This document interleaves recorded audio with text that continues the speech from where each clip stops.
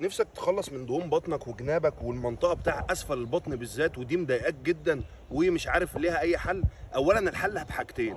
الحاجه الاولانيه اللي احنا نعملها دلوقتي اللي هو الرياضه، واقول لك ضروري ان احنا نمارس رياضه على الريق ولازم نسخن الاول.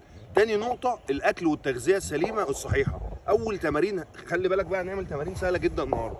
اول حاجه بص، رجلي اهي، ايدي اهي، حلو، هفرد ركبتي كده والمها، واحد، فانا كده بشغل عضلات بطني كلها، اتنين وبضغط عليها قوي وراسي كمان لجوه اهو، اربعه وبضغط قوي، خمسه، هجيب قد ايه؟ هجيب 20 عده، تمام، اربع مجموعات في 20.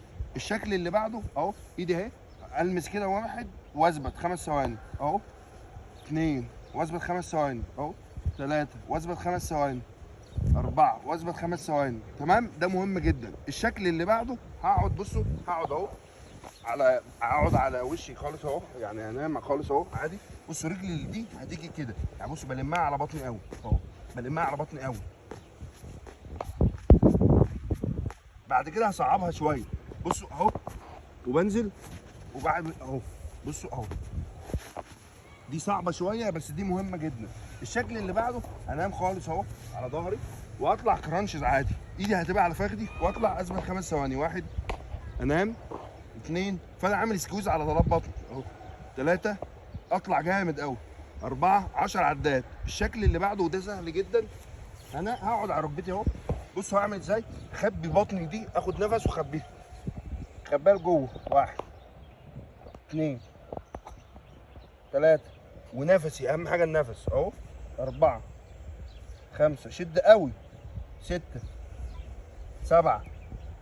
الشكل اللي بعده هنام خالص على ظهري اهو، ريح، نام خالص على ظهري، بصوا هلمس كعب رجلي وانا عامل فليكشن اهو، وعكس، واحد، اثنين، ثلاثة، أربعة، خمسة، فأنا كده عامل سكوز جامد جدا على بطني وشدة جدا، حلو. الشكل الأخير إيدي هتبقى تحت الجلوتس، بصوا أنا بفرد رجلي بس بسيط وبلف الوسط، لازم ألف الحوض بتاعي أهو، اثنين، ثلاثة، أربعة، عشان بطني السفلية، خمسة، ستة، سبعة، ثمانية.